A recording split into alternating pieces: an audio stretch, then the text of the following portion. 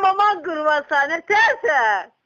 Ha, tarıkla. O yanan sağ kurban ayrısı ne terse kız niye tarıksa kızım yanında kim var? Eşki. Sağ. Ağlamadan niye ağlıyorsun kızın ağla?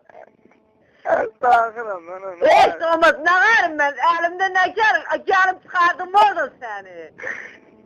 Kurtarmazsın kutar. Dönler seni. Yok iyi.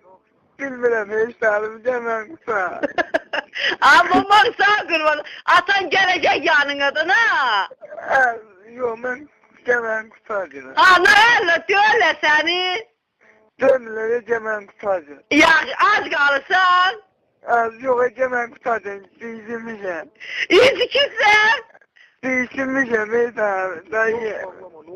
Adam ne değilsin sen be Karazat yanında değil mi? Yok demem kutarcı. Erkan'ın da görünü edeceğiz demem kutarcı. Ben de koyuna taracağım. Yaxşı ta ağlama ne ağlıyorsa? Sana ben geleceğim. Döne değil. Yaxşı kadam ağlama tani bebekten derdi ki niye koymuşsan ben gidem? Ne bileyim. Erkan'ın da görünü edeceğiz kutarcı. Ben can koyunu varacağım. Pulunu masterini gideceksin. Aynen pulun zaten var mı? Yok. Ayrılan Arif lan. Kim aldı elinle? Şoförü. Niye be şoföre pul vermiş de ne kadar Kemal emmi? Ne bileyim. Bana var senin de orada. Ha? Bana var sen orada. Ben şakat makat içmem bilmiyorum. Yalan. Ay. Ha? Qarıya direkt kömərəsi Belmərdin yanında dölü.